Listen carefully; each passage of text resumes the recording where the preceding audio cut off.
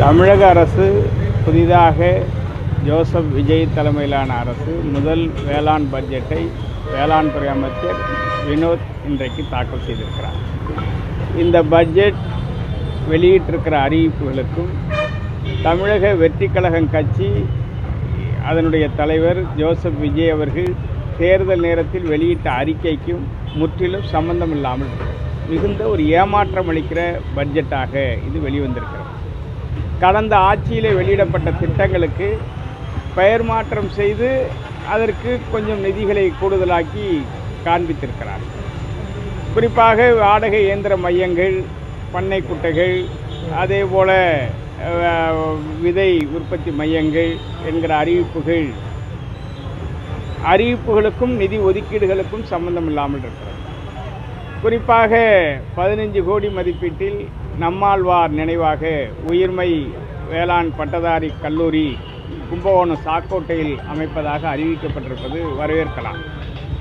ஆனால் அதே நேரத்தில் விவசாயிகள் உற்பத்தி செய்கிற பொருளை சந்தைப்படுத்துவதற்கு மாவட்ட ஆட்சியர் தலைமையில் விலை நிர்ணய குழுக்கள் அமைக்கப்பட வேண்டும். காய்கறிகள், தோட்டக்கலை பயிர்களை கேரளாவை பின்பற்றி அதை சந்தைப்படுத்துவதற்கான வாய்ப்புகளை உருவாக்க வேண்டும் என்று சொன்னோம். அது குறித்தான அறிவிப்புகள் இடம்பெறாது, மிகுந்த ஏமாற்றம் அளிக்கிறது. நெல்லுக்கு தேர்தல் அறிக்கையில் வெளியிட்ட அடிப்படையில் குவிண்டால் ஒன்றுக்கு 3500 ரூபாயும், கரும்பு டன் ஒன்றுக்கு 4500 ரூபாயும் வழங்கப்படும் என்று அறிவித்தார்கள். அதுவும் இதில் அறிவிக்கப்படவில்லை. வேளாண் உற்பத்தியை ஊக்கப்படுத்துவதற்கு விவசாயிகளுக்கு ஊக்க நிதி வழங்கப்படும் என்ற அறிவிப்புகள் வெளியிடப்பட்டது. அதுவும் இதில் இடம்பெறவில்லை. விவசாயிகளுக்கு பெற்றிருக்கிற கடன் சிறு குறு விவசாயிகளுக்கு 100%, பெரு விவசாயிகளுக்கு 50% கடன் தள்ளுபடி செய்யப்படும், நிபந்தனை இல்லாமல் தள்ளுபடி செய்யப்படும், கொடுத்த வாக்குறுதிகள் நம்பகமாக நிறைவேற்றப்படும் என்று தஞ்சாவூரிலே அறிவித்தார். ஆனால் எந்த அறிவிப்பும் இந்த பட்ஜெட்டில் இடம்பெறாது, மிகுந்த ஏமாற்றம் அளிக்கிறது. எனவே இது குறித்து முதலமைச்சர் வருகிற பட்ஜெட் கூட்டத்தொடரில் விரிய விளக்கம் அளிக்க வேண்டும்.